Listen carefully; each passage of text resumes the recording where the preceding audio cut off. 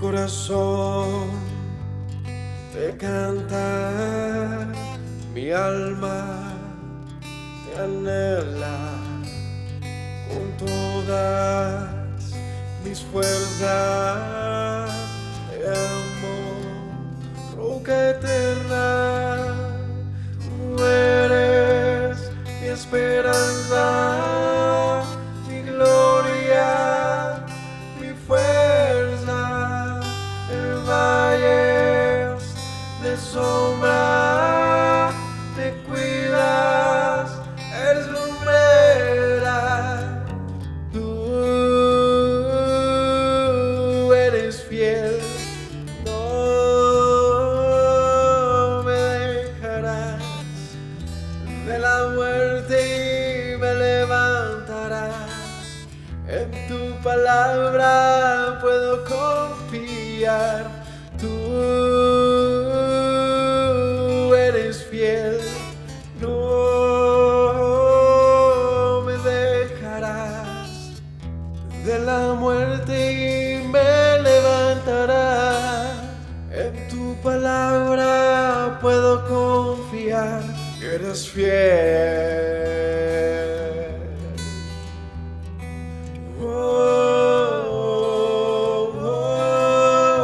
Mi corazón te canta, mi alma te anhela con todas mis fuerzas. Te amo, roca eterna, tú eres mi esperanza, mi gloria, mi fuerza. En valles de sombra te cuidas, eres lumbrera. Tú eres fiel, no me dejarás. De la muerte y me levantarás. En tu palabra puedo confiar. Tú eres fiel, no me dejarás. De la muerte y me levantarás. En tu palabra puedo confiar. Eres fiel, eres fiel. Tú eres fiel, no me dejarás. De la muerte y me levantarás. En tu palabra puedo confiar. Tú eres fiel, no.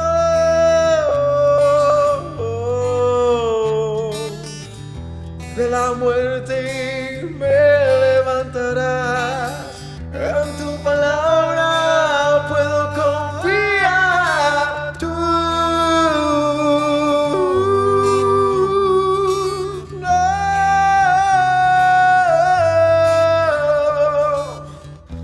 De la muerte me levantarás. En tu palabra puedo confiar. Eres fiel, eres fiel. Tú eres fiel, no me dejarás. De la muerte y me levantarás.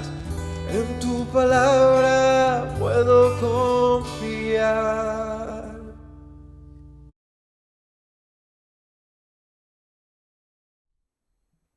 Shabbat Shalom familia, que el Eterno les continúe bendiciendo. Bienvenidos a este día de Shabbat, a este inicio de Shabbat, a este tiempo de reposo, a este tiempo de estudio, de meditación en la palabra del Señor. Hoy el Eterno nos da nuevamente la oportunidad de compartir de la palabra del Señor, de sus mandatos, de sus instrucciones y bueno, de historias que nos dejan mucho de enseñanza. Y bueno, en esta ocasión, continuando con el estudio del libro de Segunda de Reyes. Hoy estaremos estudiando el capítulo 12. Hoy vamos a continuar con este estudio verso a verso que llevamos de las Sagradas Escrituras. Y bueno, vamos a orar y a dar inicio en la noche de hoy. Padre, te damos honra y gloria, Señor, en este nuevo día de reposo, en este Shabbat que nos regalas, Padre, porque tenemos vida, Señor, porque hay una razón más, Señor, para buscar tu rostro, Señor, y es el poder estar vivo, Señor, el poder respirar, tener aliento, Señor, tener salud, Padre. Tú has sido bueno, Señor, has bendecido nuestras casas, nuestras familias, Señor. Has provisto en nuestras necesidades, Señor, has sido bueno, Señor, en gran manera. Y hoy queremos, Padre eterno, acercarnos a ti para escudriñar tu palabra, para instruirnos en tus caminos, Señor, para apartar nuestro pie del mal, Señor, apartar nuestro pie de hacer nuestra voluntad, Señor, y buscar hacer la tuya, Padre. Que hoy tu palabra, al ser predicada, Señor, pueda llenarnos, Señor. Hoy pueda darnos la sabiduría y el entendimiento, Padre, que nos des el corazón para entender, los oídos para oír, Señor. Y que hoy, Padre, tu palabra, al ser predicada, transforme nuestra vida, Señor, y nos enseñe, Señor, ese camino por el que debemos andar. Gracias te doy por mis hermanos, por la disposición que hay en sus corazones siempre para buscarte. En el nombre y por los méritos de Yeshua. Amén. Bueno, familia, hoy vamos a estudiar el capítulo 12 del libro de Segunda de Reyes. Así que acompáñenme ahí. Y antes de arrancar con este estudio, recordando un poco el estudio anterior, vimos la usurpación del trono, ¿no? Recordamos a Atalía, que era la madre de Ocosías, que cuando este muere, pues ella va y mata toda la descendencia real y se queda en el trono, ¿recuerdan? Pero el sumo sacerdote, ¿no? Esconde al heredero, al trono, lo esconde durante 6 años, ¿se acuerdan? Que se lo lleva a vivir allí. Ella cree que ya acabó con todos, pero quedó uno para sentarse en el trono, aunque era muy joven, porque pues era muy niño cuando esto aconteció. Resulta luego en ser rey de Judá. Y este es Joás. Así que hoy vamos a ver esta historia, la historia de Joás. Capítulo 12, versículo 1 del libro de Segunda de Reyes dice: En el 7º año de Jehú comenzó a reinar Joás, y reinó 40 años en Jerusalén. El nombre de su madre fue Sibia de Beerseba. Y Joás hizo lo recto ante los ojos de Yahweh todo el tiempo que le dirigió el sacerdote Joiada. Y ya aquí arrancando la historia, ya aquí arrancando estos primeros versos del capítulo 12, tenemos una enseñanza bastante importante. Hay que resaltar aquí algo, y es que cuando el sumo sacerdote Joiada se lo esconde, ¿no? A Joás, preserva su vida allí durante esos 6 años. ¿Qué creen que empezó a enseñarle Joiada a este muchacho, a Joás, ¿no? Estando ahí como le pasó a Samuel, prácticamente, ¿no? Con Elí, cuando su madre lo consagra al Señor, se lo dedica a él, y ella va, y desde muy niño, muy joven, lo lleva allí, y él se la pasaba en este asunto de estar con los sacerdotes, de estar en los servicios, de instruirse en la Torá, en los caminos del Eterno. Y bueno, hizo esto a Samuel un hombre de bien, ¿cierto? Un profeta que resultó ser de gran estima para el Eterno y de gran valor para el pueblo de Israel. Ahora, este Joás que fue preservado allí con Joiada, dice que dice que comienza a reinar eh, y reinó 40 años en Jerusalén, ¿sí? Y dice que hizo lo recto ante los ojos de Yahweh todo el tiempo que le dirigió el sacerdote. Y aquí hay algo que resaltar importante. Mientras que Joás estuvo siendo guardado, siendo instruido por el sacerdote Joiada, pues dice, hizo lo recto, se mantuvo en los caminos del Señor. ¿Y esto qué tiene de relevante hoy? Pues dice el proverbio, ¿no? Como dice el proverbio en cuanto a los jóvenes, en cuanto a los niños.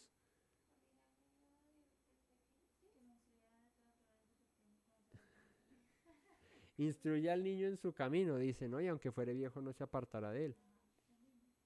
Lo mismo pero diferente. Instrúyelo en su camino. Y acá hay algo importante y es el tema de la enseñanza a nuestros hijos en los caminos del Señor. Y esto resultará en un bienestar futuro para ellos, ¿no? Porque si bien es cierto, dice, hizo lo recto ante los ojos del Señor todo el tiempo en el que le dirigió el sacerdote Joiada, hubo cosas que no hizo, que debió haber hecho. Ya vamos a ese punto, que es ahí en el versículo 3. Pero ese ser instruido, ese ser encaminado en la Torá, en los caminos del Señor, pues le dio a Joás, digamos que el carácter para, en lo posible, ser un buen rey con Judá. Y esto, si lo vemos aplicado a nuestras vidas hoy en día, a nuestra descendencia, a nuestros hijos, pues es una labor muy, muy, muy importante la que tenemos como padres cuando se trata de instruir a nuestros hijos. ¿Por qué? Porque está, digamos que, demostrado científicamente que la edad o los años, los primeros años de vida de una persona, ¿sí? Son los más importantes en el aprendizaje. Y según estudios, los primeros 7 años de vida son claves en el desarrollo de aquella persona como persona. Eso va a determinar su carácter, va a determinar su manera de ser, sus decisiones, su forma de actuar, va a determinar muchas cosas. De hecho, el niño aprende durante esos 7 años más de un 70-80% de lo que resultará ser en toda su vida. De hecho, viendo el tema de la gestación, leía yo un poco acerca de esto y en ciertas semanas el bebé en el vientre ya empieza a practicar la respiración, ¿no? Pero la empieza a practicar es con líquido amniótico, no la practica con oxígeno como nosotros. Y es curioso ver que luego cuando nace el bebé, bastan unos segundos para que sus pulmones empiecen a funcionar, pero ahora con oxígeno, ya no con líquido amniótico, ¿no? Entonces es curioso ver que el niño aprende a respirar, pero con un líquido. Y luego ya con oxígeno, ¿no? Ahora ya pásese usted algo de líquido por la nariz y se ahoga, ¿no?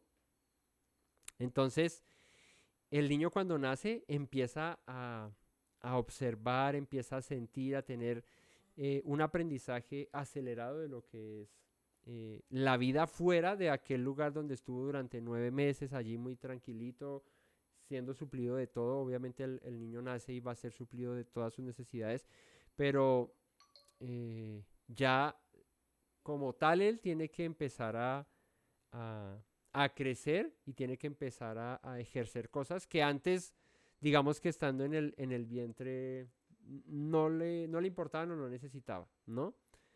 De hecho, el tema de la respiración, ¿no? El tema de que hay veces hay niños que pueden incluso morir por el tema de que olvidan respirar. Se paran y se les olvida respirar y eso. Y puede ser una muerte súbita en este sentido. Así que todas esas cosas las empieza a aprender. Y los estudios dicen que los primeros 7 años de vida de un bebé son supremamente importantes en eso. Porque en los primeros 7 años de vida aprende a caminar, aprende a hablar, ¿cierto? Aprende pues ciertas normas de conducta, patrones, reglas, todo lo empieza a aprender. La instrucción que se le dé acerca del conocimiento de Dios, ¿cierto? Del Eterno, pues va a ser primordial para su vida. Los patrones que vea en su casa, la manera de tratar de su padre a su madre y de su madre a su padre, la manera de tratarse con sus hermanos, la manera de tratarse con su familia. Todos esos patrones el niño, ¿cierto? Los va a ir adoptando, los va a ir aprendiendo y va creando en su carácter, pues una manera de ser particular basada en eso que aprendió, ¿no? Entonces, si desde pequeño, como dice el proverbio, se instruye al niño en el camino del Señor, dice, aunque fuere viejo no se apartará de él. Y es curioso ver que hay gente que ha nacido en hogares o crecido en hogares, digamos que donde se teme al Señor, pero son personas que luego más adelante se alejan del Señor o se pierden o se extravían. Es curioso, ¿no? Porque el proverbio dice, instrúyelo y aunque fuere viejo no se apartará de él. Y entonces, ¿dónde queda la gente que se ha apartado de los caminos del Señor siendo instruidos por sus padres desde muy pequeños? Pues ahí es a donde voy con el punto de este Joás.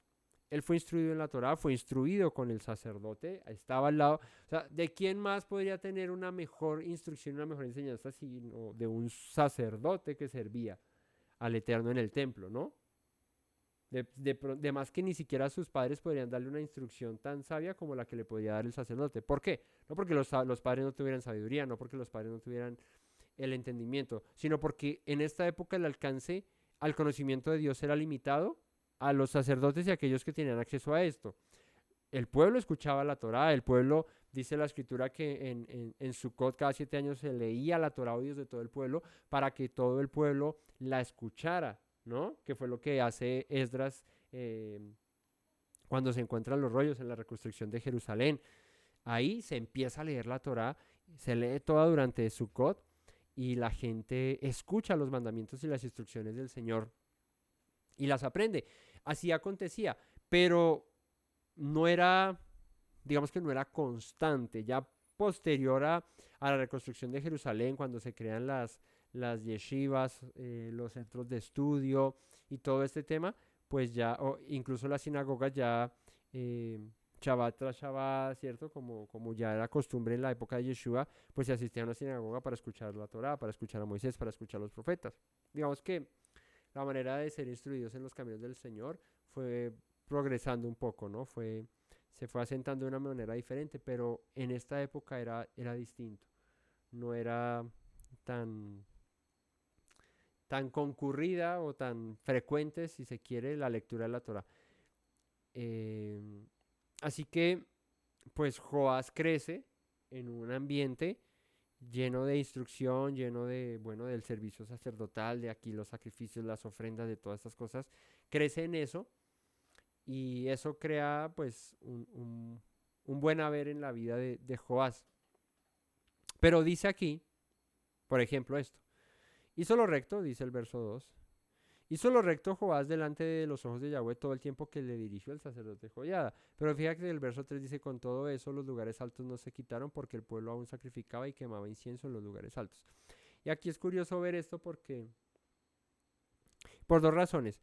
La primera, el tema de los lugares altos no fue quitado de raíz de Judá, porque aunque los Baales y las imágenes de acera fueron destruidas, aunque fueron quitadas, el tema de los lugares altos no fue así.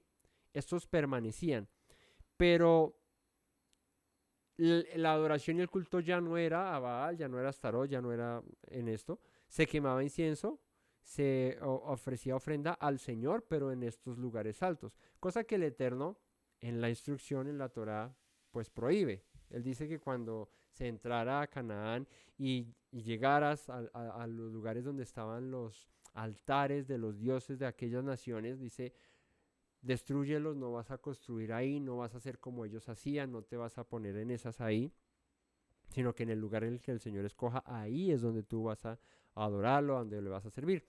Pues resulta y pasa que aunque este fue un hombre que fue instruido en los caminos del Señor, que se mantuvo en estos caminos mientras que fue instruido por el sumo sacerdote, por Joiada, no resultó del todo haciendo lo que debía hacer con el tema de los lugares altos. Ya no habían Baales, ya no se sacrificaba Baales, pero sí se ofrecía incienso, ofrenda a Yahweh, pero en lugares altos, en lugares donde no debían hacerse este tipo de prácticas. Estas ofrendas y esto se debía hacer en el lugar escogido, en el templo, en Jerusalén, en el lugar donde el Señor había destinado para ello. Entonces ahí es donde les digo, instrucción, aprendizaje de la mano del sacerdote, ahí constantemente, pero ¿y qué pasó aquí? ¿Por qué no, digamos que se cumplió a cabalidad lo que debía haber hecho, que era haber derribado todo lugar alto, haber acabado con todo eso y dejar a Jerusalén como el lugar de adoración, como el Señor lo destinó? Ahí es donde les decía, ¿qué pasa cuando la persona es instruida por sus padres en el temor de Dios, pero cuando crece igual hace de su vida como quiere? Si hay algo ahí y es que el conocimiento que pudo haber recibido, la instrucción, la enseñanza que pudo haber recibido, pues eso queda ahí guardada en la mente, en el corazón.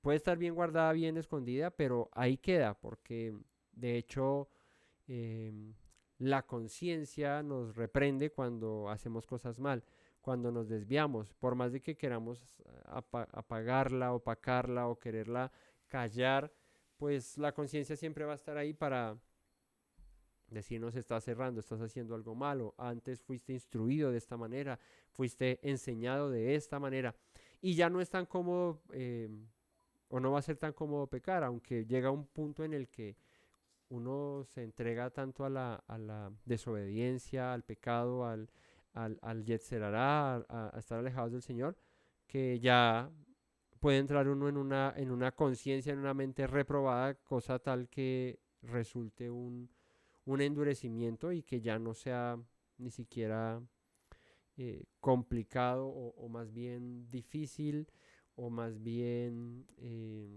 ¿cuál sería la palabra? Ya no sea tan, digamos que tan drástico pecar para la persona, ¿no? Llega un punto en el que ya la conciencia es como cauterizada, como de que ya no siento ni siquiera remordimiento, pero eso ¿por qué acontece? Porque persistimos en pecar, en estar desviados en eso, y entonces ya llega un momento en el que hacer lo malo no nos duele, no nos cuesta, ¿cierto? Seguramente si hoy tú estás aferrado a los caminos del Señor, estás haciendo su voluntad y eso, pues cuando pecas y eso te vas a sentir mal, nos vamos a sentir como que estamos errando, que estamos haciendo algo que al Señor no le agrada. Pero si nos desviásemos, Dios no lo quiera, y permaneciésemos en ese desvío, ya llega un punto en el que ya no se siente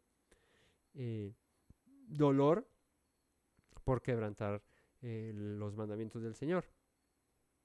Entonces, al final de cuentas resulta todo en ser una decisión en que aunque yo sea instruido en los caminos del Señor, al final de cuentas yo tengo que encontrarme con Él, mis hijos tendrán que encontrarse con Él. Así que la responsabilidad de un padre no es, bueno, pues como dice Camilo, pues si uno lo instruye y al final él se termina desviando, pues entonces yo para qué lo instruyo. No, la responsabilidad es instruirlo. La responsabilidad es es atajarlo cuando en esos años, primeros años de vida, donde la instrucción debe ser muy clara y debe ser persistente para que la entienda, para que la adopte, para eso. Ya luego más grande, pues ya la decisión la tomará él si quiere seguir o no. Pero que en tu esfuerzo, que en lo que tú hagas, esté ese, esa labor de instruir, ¿sí? No dejes esa instrucción al vecino, no dejes esa instrucción a cualquier otro, no. Es una responsabilidad de los padres instruir a sus hijos todo el tiempo en el que tengan ese control sobre ellos, ¿no? Porque llega un momento en el que uno como hijo ya, los papás no ejercen ese control como lo hacían cuando uno era pequeño, ¿no?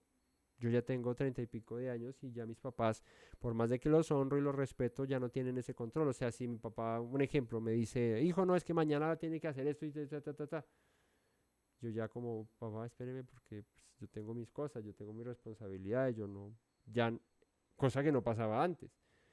Viviendo en la casa de uno de los papás, el papá le decía, bueno, hijo, mañana tal cosa y a usted le tocaba. Porque, pues, mientras que usted viva dentro de estas cuatro paredes, se hace lo que yo diga, ¿cierto? Cuando usted quiera hacer lo que usted quiera, pues viva solo, pague sus cuentas, ¿cierto? Haga su mercado, sea responsable, haga lo suyo y pues ahí sí mándese como quiera. Y es la ley de la vida, así va a acontecer. Joyada no cuidó o no mantuvo ahí escondido a Joás toda su vida, ¿no? Llegó un momento en el que listo, es momento de que reine sobre Judá. Tienes que hacerlo. ¡Pum! ¿Qué vas a hacer ahora? En lo que fuiste instruido, ¿te vas a mantener en eso o no te vas a mantener en eso? Eso ya es responsabilidad tuya. Ya tienes una instrucción, tienes una base.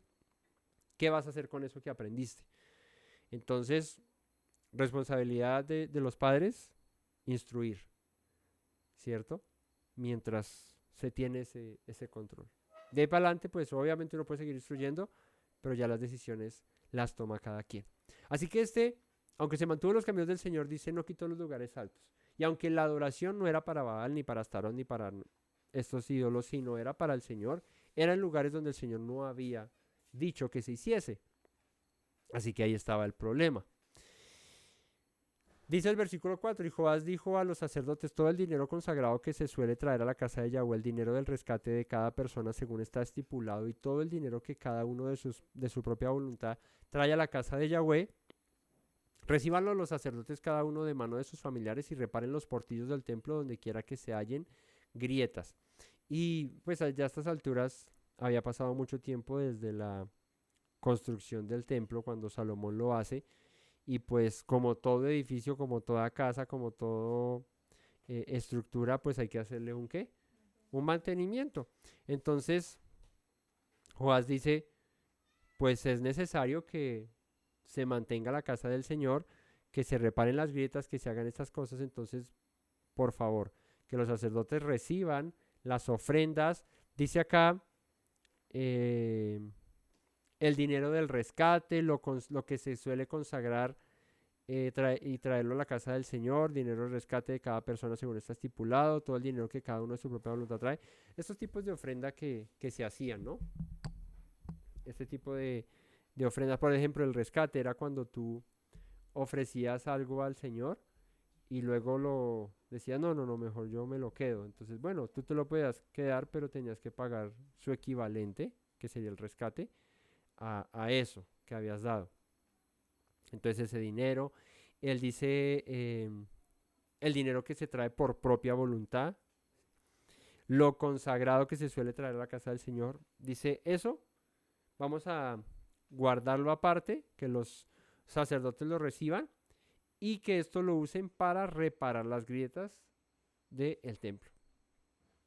Bien, era necesario hacer mantenimiento de infraestructura. Dice, pero en el año 23 del rey Joás aún no habían reparado los sacerdotes las grietas del templo. Y él reinó 40 años. Empezando su reinado dijo, bueno, listo, vamos a empezar a hacer estas remodelaciones, así que empiecen a recibir eso. Pasaron 23 años y no habían hecho nada. Entonces uno se preguntaría, pero hay esperanza, Clarita. Hay esperanza porque si esto Si Joás reinó 40 y a los 23 no habían arreglado las grietas, pues que son 5 o 6 años para poner un techo. No, no, no es, eso no son penas. Entonces, uno diría, bueno, ¿y qué pasó entonces? ¿Qué creen ustedes que podría haber pasado? ¿Qué pasó con todo con eso que se recogió, con todo eso que se hacía, porque si era para eso y 23 años después dice, bueno, ¿y dónde están? ¿Y por qué todo esto está en grietas? ¿Dónde está el dinero? No sé, miremos. Miremos a ver qué pasó. Llamó entonces el rey Joás al sumo sacerdote Joiada y a los sacerdotes y les dijo, ¿por qué no reparáis las grietas del templo? O sea, yo les dije hace 23 años que repararan esto y ¿qué pasa? Ahora pues, no toméis más el dinero de vuestros familiares, sino dadlo para reparar las grietas del templo. Y los sacerdotes consintieron en no tomar más dinero del pueblo, ni tener el cargo de reparar las grietas del templo. Y acá dice que ellos dijeron, pues no vamos a recibir nosotros el dinero, ni tampoco nos vamos a poner a cargo de eso. Y pues suena feo, suena raro, pero no, lo que estaba aconteciendo aquí era que la labor de los sacerdotes, pues era la labor de sacerdote, no era la de ponerse a reparar cosas y eso, no porque no pudieran hacerlo, sino, o no más bien, sí, no porque no pudieran, sino porque el tiempo y a lo que estaban ellos consagrados y dedicados, pues no les daba para eso, ¿sí? Entonces, ¿qué deciden? Como en tiempos de los apóstoles. ¿Qué pasó en tiempos de los apóstoles? Pues Pablo dice, yo no me puedo poner aquí mientras que predico, luego ir a repartir el alimento, luego ir a atender a este y atender a aquel, porque no da el tiempo. Entonces yo más bien me dedico a enseñar, me dedico a predicar y escojamos unos diáconos para que estos se encarguen de las viudas, del necesitado, de las ofrendas, de no sé qué, les hice más, de repartir el alimento, todas estas cosas. Organización. Organización, por eso uno no puede hacer todo, ¿no? Hay veces que, bueno, le toca porque no habiendo más, pues toca hacerle, o sea, ¿sí? Pero cuando hay personas capacitadas, cuando hay personas que lo pueden hacer, pues delegar está bien, siempre y cuando haya responsabilidad para hacer las cosas, ¿no? Porque con las cosas del Señor pasa eso, ¿no? La gente suele emocionarse, uno suele emocionarse, uno, uy, sí, listo, vamos a hacer esto, aquello, no sé qué se hice más, 3 doritos más tarde, no se hizo, no sé qué, ni se más, no se hizo nada, ¿cierto? Se siguió en las mismas o se hizo y se paró y se quedó en la mitad. Y con lo de Dios no puede ser así. Los sacerdotes dijeron, no, mejor nosotros no tomemos ese dinero, ni tampoco vamos a reparar las grietas del templo. Eso que lo haga otro porque pues nuestra labor no nos da, el tiempo no nos da para eso. Y dice, mas el sumo sacerdote Jodiada tomó un arca e hizo en la tapa un agujero y la puso junto al altar. ¿Eso cómo se llama? Tomó un arca e hizo en la tapa un agujero y la puso junto al altar. ¿Eso se llama qué? Una alcancía. ¿Cierto? Pues un arca con un agujero en la mitad, ¿eso qué es? Pues una alcancía para echar monedas ahí. La primera alcancía bíblica está acá. ¿Sí? ¿Las alcancías son bíblicas? Sí, son bíblicas. Mire, ahí la hizo Joyada para ahorrar. Y le puso abajo pro templo. Pues porque era para el templo. ¿Cierto? La puso junto al altar, a la mano derecha, así que se entra en el templo de Yahweh. O sea, la puso ahí a la mano de todos los que entraran. O sea, a la derecha, pero digo, apenas tú entrabas al templo, ahí veías eso. Tú traes las ofrendas y todo eso, echa ahí, mijo, echa ahí. Pro templo decía ahí, en la entrada. Y los sacerdotes que guardaban la puerta ponían allí todo el dinero que se traía a la casa de Yahweh. O sea, cada vez que venía alguien, esto es consagrado para el Señor. Ah, bueno, listo. Ahí en la cajita, en el alfolí, en la cajita está ahí, en la alcancía. Esto es para reparar. Y cuando veían que había mucho dinero en el arca, venía el sacerdote, el secretario del rey, perdón, y el sumo sacerdote y contaban el dinero. Estos eran los que luego de terminado el servicio iban allá a la oficina y contaban la plata. ¿Sí? El secretario del rey y el sumo sacerdote. Contaban el dinero que hallaban en el templo de Yahweh y lo guardaban. ¿Sí? Y daban el dinero suficiente a quienes, a los que hacían la obra. Los sacerdotes dijeron, nosotros no vamos a hacer estas cosas, esto le corresponde pues a un obrero que lo haga, nosotros no estamos para eso. Entonces daban el dinero suficiente para la obra y a los que tenían a su cargo la casa de Yahweh, y ellos lo gastaban en pagar a los carpinteros y maestros que reparaban la casa de Yahweh. O sea, lo que hizo aquí Joyada y esto fue delegar. Y para delegar, como les decía, uno tiene que delegar bien, ¿sí? O sea, saber a quién, y que estas personas pues puedan ser responsables para con eso y capacitadas para lo que se tenga que hacer, ¿no? Dice carpinteros, albañiles, canteros, y dice y en comprar la madera y piedra de cantería para reparar las grietas de la casa de Yahweh y en todo lo que se gastaba en la casa para repararla. Empezaron ahora sí a hacer las reparaciones locativas. Y fíjate lo que dice el 13, perdón. Más de aquel dinero que se traía de la casa de Yahweh no se hacían tazas de plata ni despabiladeras, o sea, utensilios para el templo, ni jofainas, ni trompetas, ni ningún otro utensilio de oro ni de plata se hacía para el templo de Yahweh. ¿Saben qué es una jofaina? ¿Ah? No, es donde se echa la champaña. ¿Cierto? ¿Qué es jofaina?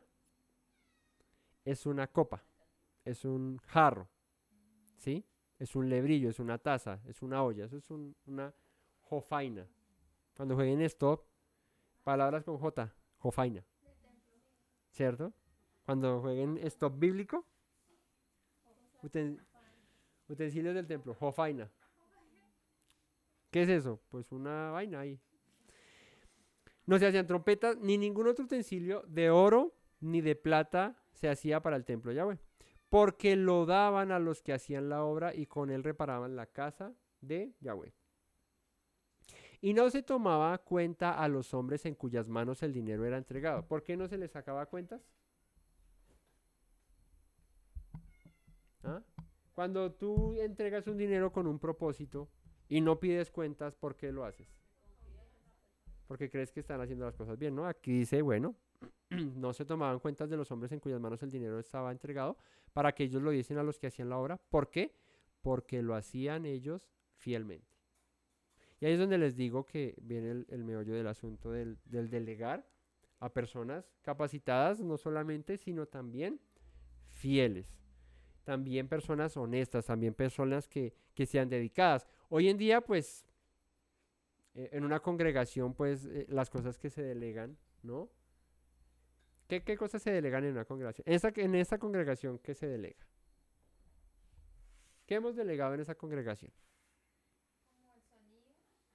Bueno, la parte, digamos que de producción de las enseñanzas, ciertas enseñanzas, bueno, no, las enseñanzas hemos delegado para que eh, ciertas personas nos ayuden con eso. Digo ciertas personas porque han pasado varias personas en esa labor, ¿cierto?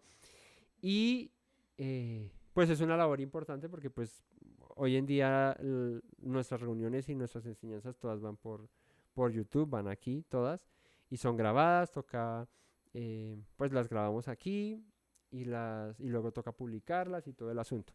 Digamos que han pasado varias personas en este oficio, en esta labor, ¿sí? Independientemente bien, mal, lo que sea, han pasado. El asunto es, la delegación, pues se hace pues, con unas aptitudes, unas cualidades que debe tener la persona para hacerlo, porque pues imagínese, llega el hermanito ahí que no conoce ni siquiera de computador y yo les quiero ayudar ahí a transmitir, y uno pues muchas gracias, sí, muy chévere, pero creo que no, más bien tú ayúdanos con esta otra labor, más bien, ¿cierto? ¿Por qué? Pues porque no tiene las capacidades, de pronto tiene la actitud con C, pero no tiene la aptitud con P, ¿cierto? Eh,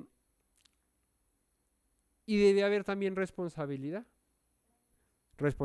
y compromiso, no con nosotros, con el Señor, porque pues al final de cuentas esto es una labor que hacemos para el Señor.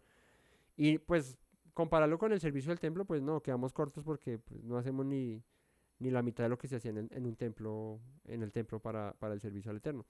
pero si hacemos algo que es una labor y una obra que es importante, que el Señor nos puso a hacer, y es predicar su palabra, es anunciarla, y bueno, está este asunto.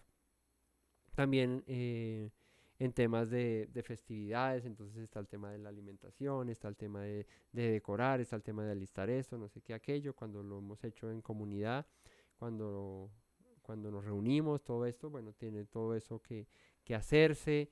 eh, ¿Ah? El tema de las oraciones, aquí hacemos oraciones todos los días. Cuando empezamos, incluimos a muchas personas. Hoy en día ya somos muy pocos los que seguimos ahí orando, rotándonos día tras día, porque unos se han ido, otros no han querido hacerlo más, y bueno, independientemente de lo que sea, ahí es donde les digo, responsabilidad y, ¿y qué? Y compromiso para con el Eterno. Eso es importante porque al final de cuentas no es para uno, es para Él. Y otra cosa importante que también hemos delegado es que la enseñanza, ¿sí? En YouTube solo nos ven a nosotros dos, a mi cuñado y a mí, pero como congregación nosotros tenemos tiempos donde hay personas que se preparan para enseñar. Lo, lo importante o lo,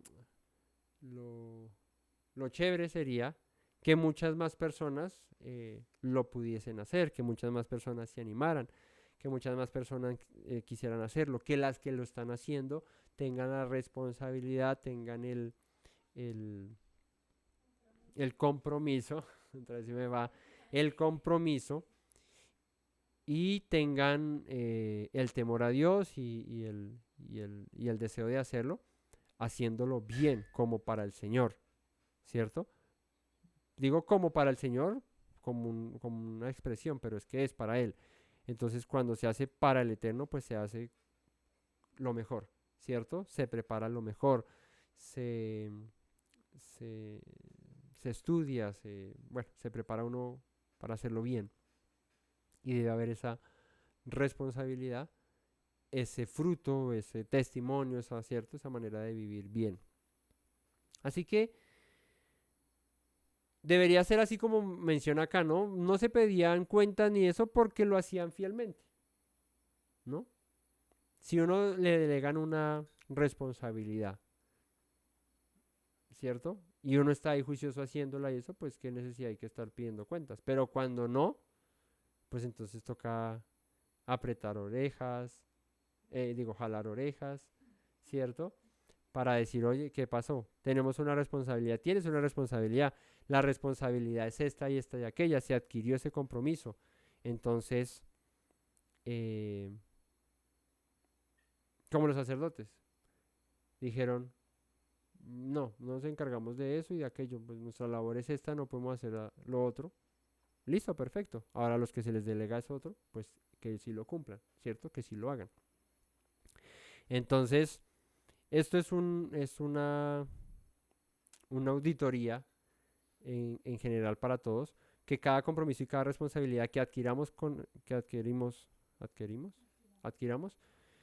respecto al Eterno, lo hagamos con compromiso y con responsabilidad, que nos mantengamos en eso, ¿no? Que, que no, que no nos ocupemos en en lo que nos estorbe cumplir el compromiso que tenemos para con el Señor, ¿no?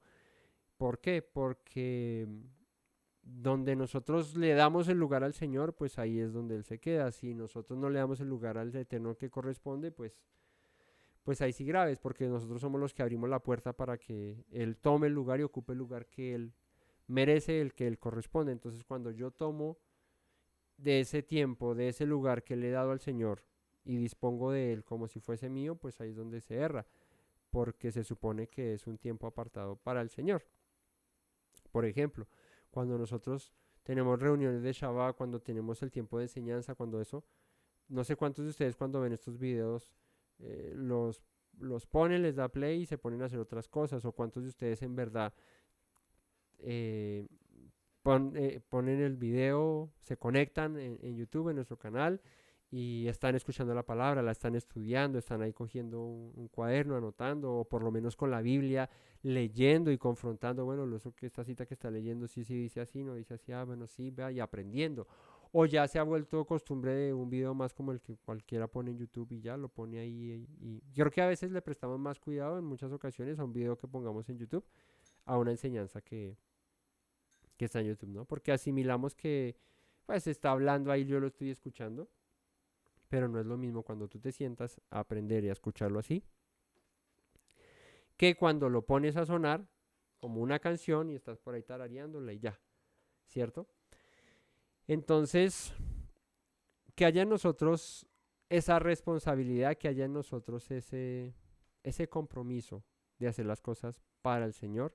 Si menguamos, si mermamos en eso, pues es una exhortación para que sigamos haciéndolo como debe ser, porque resulta que es para Dios. Entonces, lo hacían fielmente. Que de nosotros se pueda decir todo menos que no hemos servido fielmente, que no hacemos las cosas con amor, con fidelidad para con el Señor. Dice acá el versículo 16, el dinero por el pecado y el dinero por la culpa no se llevaba a la casa de Yahweh porque era de los sacerdotes. La ofrenda por la culpa, la ofrenda por el pecado. Bueno. Entonces subió Hazael, rey de Siria, y peleó contra Gat y la tomó, y se propuso Hazael subir contra Jerusalén. Por lo cual tomó Joás, rey de Judá, todas las ofrendas que habían dedicado Josafat y Joram y Ocosías, sus padres reyes de Judá, y las que él había dedicado, y todo el oro que se halló en los tesoros de la casa de Yahweh y en la casa del rey, y lo envió a Hazael, rey de Siria, y él se retiró de Jerusalén. Entonces, pues las guerras no cesaban, los problemas no cesaban. Vino aquí este rey y quería tomar posesión de Jerusalén. Joás dice, pues para evitar problemas aquí que se nos meta, pues démosle la riqueza, démosles el oro. Y el hombre se fue. Pero eso es como querer acallar la conciencia, porque eso haz de cuenta, eso es como pagar una extorsión. La pagas, pero, y crees que ya descansaste de eso, pero en algún momento va a volver a, a pedir o a reclamar lo que quiera.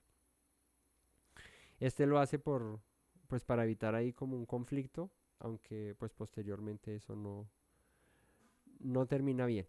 Los demás hechos de Joás y todo lo que hizo no está escrito en los libros de las crónicas de los reyes de Judá. Y se levantaron sus siervos y conspiraron en conjuración y mataron a Joás en la casa de Milo. ¿Cuál es la casa de Milo? ¿Ah? ¿La que qué? La casa de Milo es la que te da energía. Era la casa donde mataron a Joás. Esa es la casa de Milo. Cuando descendía él a Sila. ¿Dónde queda Sila? Es un lugar en Jerusalén.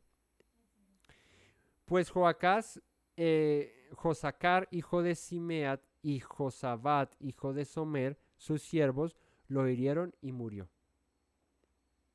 Y lo sepultaron con sus padres en la ciudad de David, y reinó en su lugar Amasías, su hijo. Entonces, muchas muertes han sido así, de ese tipo, como trágicas, como en extrañas circunstancias, conspiraron contra él y lo mataron, y así pasaba. Cuando el Señor ya decía, bueno, ya es su tiempo, se va a poner otro rey ahí, sucedía alguna cosa rara, conspiraban contra él, algunos se levantaban, este decía yo lo mato, así sucedió. Y Joás murió de esa manera. Versículo 13, capítulo 13, versículo 1. En el año 23 de Joás, hijo de Ocosías, que era el que estábamos leyendo atrás, rey de Judá, comenzó a reinar Joacás, hijo de Jehú, sobre Israel. Aquí salta de capítulo a capítulo y estamos hablando de un rey de Judá, pero de repente estamos hablando ahora de un rey de Israel. Cuando se refiere a Israel, recordemos, es el norte. Cuando se refiere a Judá es el sur, Jerusalén. Cuando se refiere al norte es Israel, o Samaria, que es la capital, o Efraín. Dice que reinó en Samaria 17 años e hizo lo malo ante los ojos de Yahweh.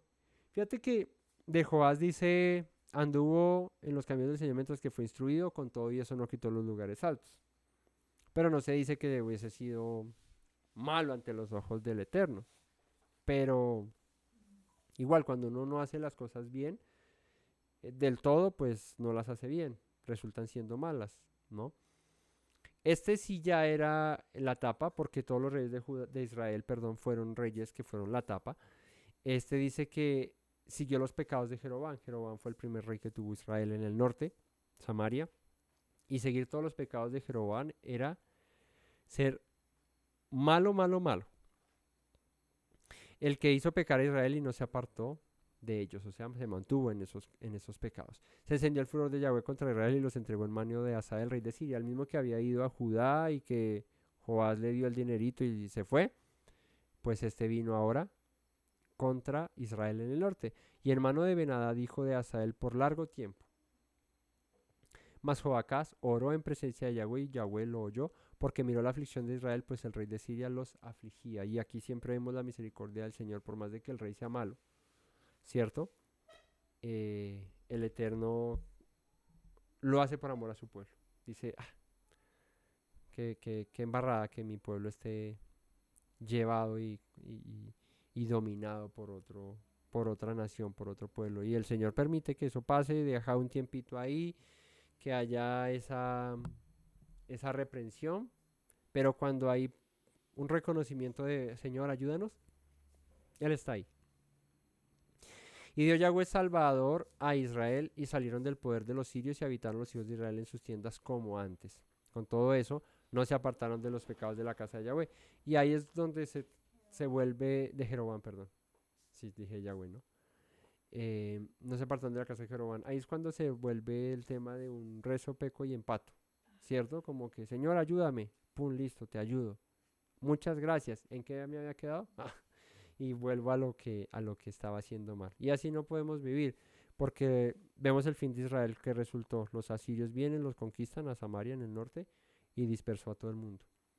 Judá empezó a hacer lo mismo y también vinieron los babilonios y los conquistaron y acabaron con todo el mundo. Entonces, es un ejemplo para que nosotros no caigamos en lo mismo, para que no persistamos en pecar, en consentir el pecado, luego, ay Señor, sí, no, me arrepiento, Señor, perdóname. El Señor nos perdona, nos ayuda, y después resulta en que volvemos a lo mismo. Hizo pecar a Israel, en ellos anduvieron, y también la imagen de Acera permaneció en Samaria. O sea, lágrimas de cocodrilo. Señor, ayúdame, pero apenas los ayudó. Bueno, ahora sí vamos a seguir con Acera. El que hubiese una imagen de Acera, esto implicaba un culto a esta diosa. Y los cultos a Acera eran fornicaciones, orgías y todo ese tema de desórdenes sexuales. Las mujeres eran sacerdotisas, eran las que se prostituían en el templo para conseguir ofrendas pues, sí, ofrendas para Acera. Entonces era un despelote esto. Porque no le había quedado gente a Joacás, sino 50 hombres de a caballo, 10 carros y 10.000 hombres de a pie. Pues el rey de Siria los había destruido y los había puesto como el polvo para hollar. O sea, imagínate, pues 10.000 hombres de a pie no suena, eso es harto, pero tener 10 carros y 50 hombres de caballo no es nada. Tener 50 jinetes y 10 carritos, nada. El resto de los hechos de Joacás y todo lo que hizo y sus valentías no está escrito en los libros de las crónicas de los reyes de Israel. Y durmió Joacás con sus padres y lo sepultaron en Samaria, y reinó en su lugar su hijo Joás. El año 37 de Joás, rey de Judá, comenzó a reinar Joás, hijo de Joacás, sobre Israel en Samaria. O sea, habían dos Joás, ¿cierto? Reinando al mismo tiempo. Un Joás en el norte y un Joás en el sur. E hizo lo malo ante los ojos de Yahweh, no se apartó de todos los pecados de Jeroboam, hijo de Nabat, el que hizo pecar a Israel, en ellos anduvo. los demás hechos de Joás y todo lo que hizo y los esfuerzos con que guerreó contra Amasías, rey de Judá, no está escrito en los libros de las crónicas de los reyes de Israel. Y durmió Joás con sus padres y se sentó Jeroboam sobre su trono, y Joás fue sepultado en Samaria con los reyes de Israel. Este no es Jeroboam el primero, ¿no? Este es otro. Y aquí cierra este capítulo con la muerte de un ser querido, de un personaje querido. ¿Quién? ¿Quién es el personaje querido en todas estas historias hasta ahora? El profeta, Eliseo. Llegó la hora. ¿Estás listo? Estaba Eliseo enfermo de la enfermedad de que murió. ¿De qué murió enfermo? De la enfermedad que murió. ¿De qué estaba enfermo Eliseo? Muy bien, ya aprendimos cuál era la enfermedad de Eliseo, de la que murió. Y descendió a él Joás, rey de Israel, o sea, el Joás del norte. Y llorando delante de él dijo, Padre mío, carro de Israel y su gente de a caballo. Y le dijo Eliseo, toma un arco y unas saetas. Tomó él entonces un arco y unas saetas, es como un arco y flechas. Luego le dijo Eliseo al rey de Israel. Esta es la despedida de Israel, de Eliseo, y como dice la canción, esta es mi canción de despedida. Será lo mejor para los dos, le dice aquí Eliseo a Joás. Tómate un arco y unas flechas y vente para acá. Pon tu mano sobre el arco. Puso él su mano sobre el arco, entonces puso Eliseo sus manos sobre las manos del rey. Y dijo, abre la ventana que da al oriente. Y cuando él la abrió, dijo Eliseo, tira. Y tirando él, dijo Eliseo, saeta de salvación de Yahweh y saeta de salvación contra Siria, porque herirás a los sirios en Afec hasta consumirlos. Y le volvió a decir, toma las saetas. Y luego que el rey de Israel las hubo tomado, le dijo, golpea la tierra. Y él la golpeó 3 veces y se detuvo. Entonces el varón de Dios, enojado contra él, le dijo, al dar 5 o 6 golpes, hubieras derrotado a Siria hasta no quedar ninguno, pero ahora solo 3 veces derrotarás a Siria. O sea, la próxima vez avise cuántas veces tengo que golpear la tierra, ¿no? Le dice Eliseo, golpea la tierra. Y ese le metió 3 bailados a la tierra y se cansó. Y le dice Eliseo, embarrada, mal por ti, porque si hubieses golpeado 5 o 6 veces la tierra, hubieses derrotado a los sirios, pero como solo la golpeaste 3 veces, solo 3 veces le vas a ganar. Y se murió Eliseo. ¿Por qué nos dejas así, Eliseo? Y lo sepultaron.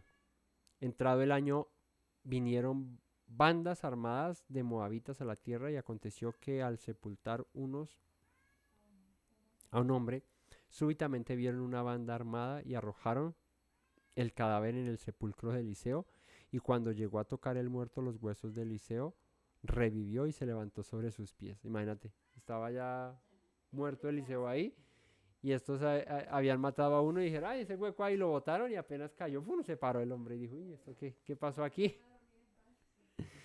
Mas Yahweh tuvo misericordia de ellos y se compadeció de ellos y los miró a causa de su pacto con Abraham, Isaac y Jacob. Recuerda que cuando él le dice a Salomón, voy a vivir el reino, pero le dice, pero por amor a mi siervo David no lo haré en tus días, sino en los días de tu hijo. Y dejaré descendencia que se siente en el trono de Israel, ¿cierto? Después de ti. Le dejó solamente 2 tribus a Roboán, hijo de Salomón, por amor a David, ¿no? Y en Judá hubo reyes buenos, no todos, pero hubo varios reyes buenos, pero el Señor lo hizo por amor a el pacto que había hecho con David. Aquí dice, miró al pueblo por amor al pacto que había hecho con Abraham, Isaac y Jacob, y no quiso destruirlos ni echarlos de delante de su presencia hasta hoy.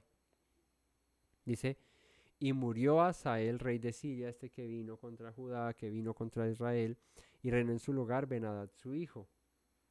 Y volvió Joás, hijo de Joacás, y tomó de mano de Ben-Hadad, hijo de Asael, las ciudades que éste había tomado en guerra, de mano de Joacás su padre.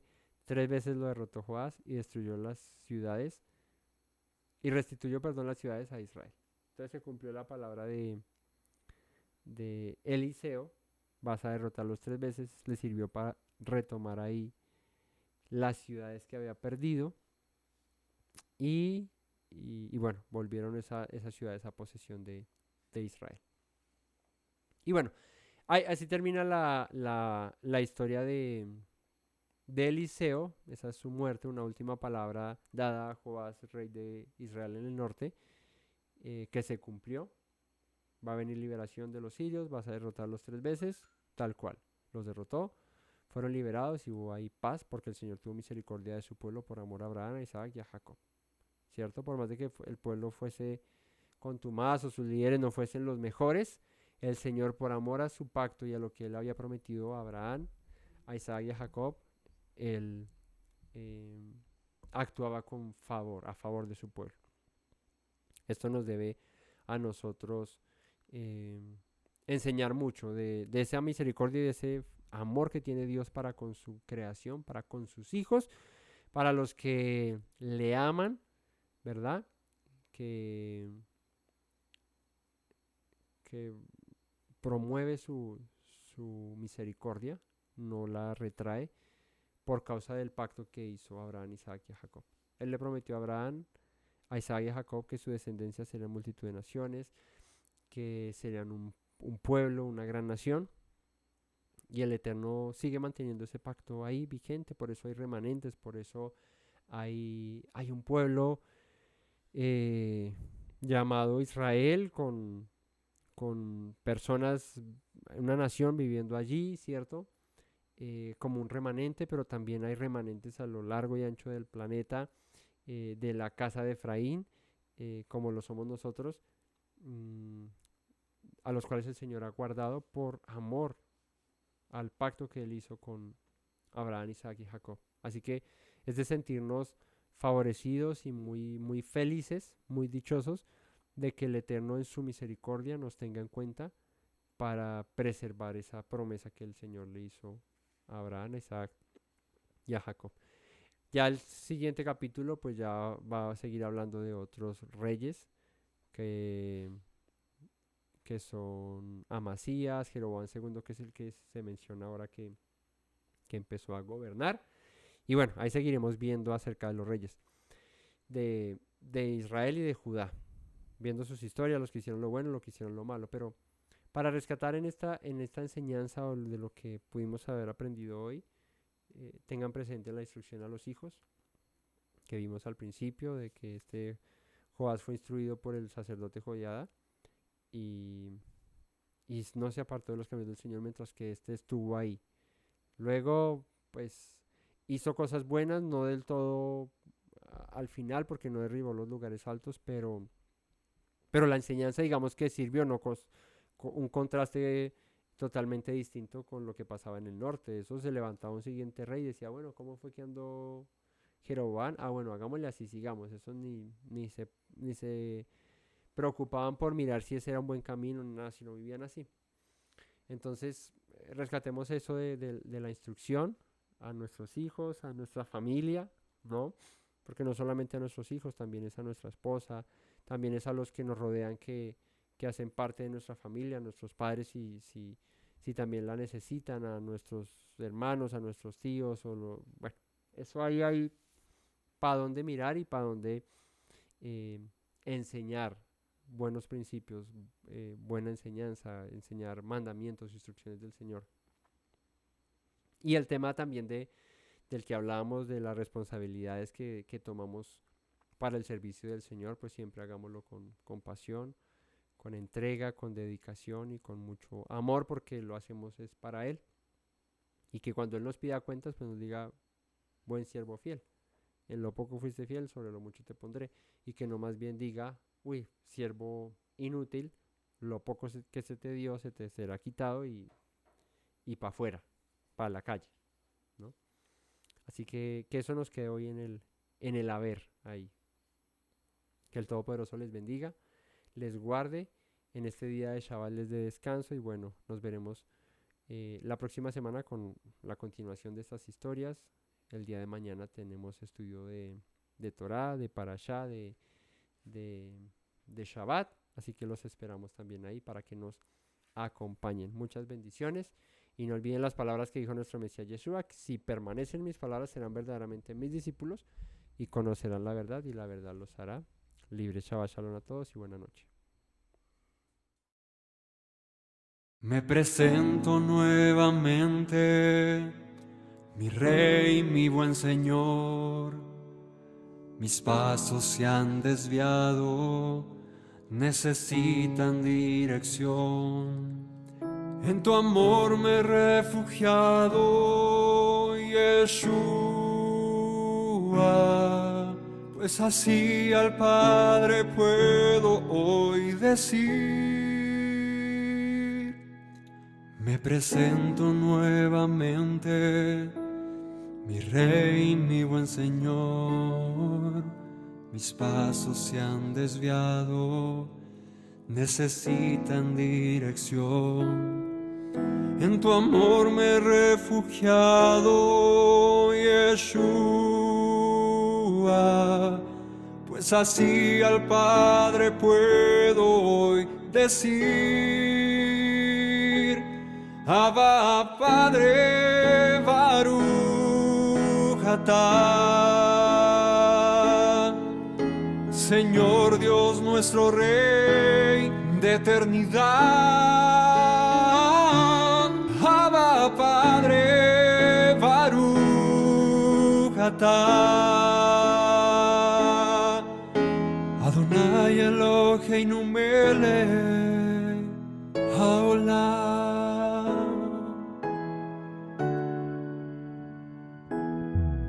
Me presento nuevamente, mi Rey, mi buen Señor. Mis pasos se han desviado, necesitan dirección. En tu amor me he refugiado, Yeshua, pues así al Padre puedo hoy decir. Me presento nuevamente, mi Rey, mi buen Señor. Mis pasos se han desviado, necesitan dirección. En tu amor me he refugiado, Yeshua, pues así al Padre puedo hoy decir. Abba, Padre, Baruch atah, Señor Dios nuestro Rey de eternidad. Abba, Padre, Baruch atah, Adonai Eloheinu melech haolam. Tu Hijo con devoción, sacrificio de amor, hasta la muerte Él se inmoló para darme salvación.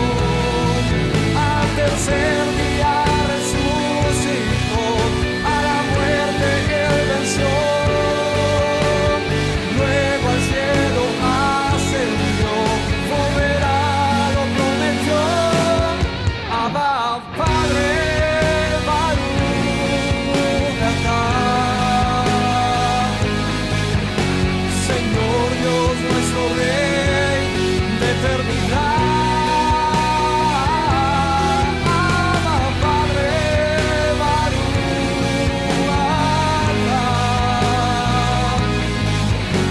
Adonai Eloheinu melech haolam.